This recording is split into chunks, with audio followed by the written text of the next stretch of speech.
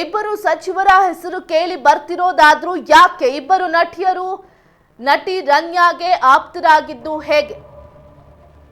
ಇಬ್ಬರು ಸಚಿವರು ನಟಿ ರನ್ಯಾಗೆ ಯಾವ ರೀತಿಯಾಗಿ ಆಪ್ತರಾಗಿದ್ರು?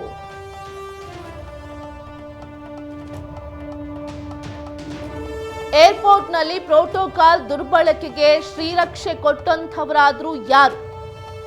ಆ ಇಬ್ಬರು ಸಚಿವರ ಶ್ರೀರಕ್ಷೆಯೇ ಕಾರಣನ? ಹಾಗಾದ್ರೆ ಡಿಆರ್ಐ ಅಧಿಕಾರಿಗಳಿಂದ ತನಿಖೆ ತೀವ್ರಗೊಂಡಿರುವಂಥದ್ದು.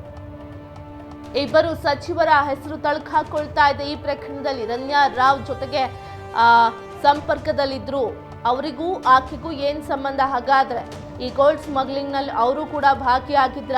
ಇದೆಲ್ಲ ಅನುಮಾನ ಹುಟ್ಕೊಂಡಿರುವಂಥದ್ದು. ಈಗ ಆ ಕುರಿತು ಕೂಡ ತನಿಖೆ ಆಗ್ತಾ ಇರುವಂಥದ್ದು.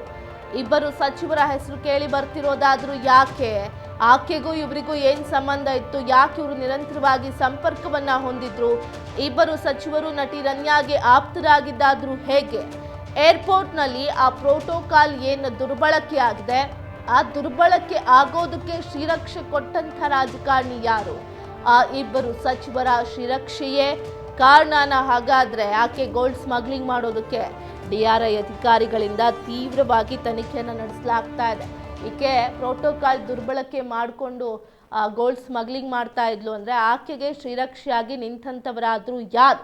ಈಕೆಯ ಹಿಂದೆ ಯಾರೆಲ್ಲ ಇದ್ದಾರೆ?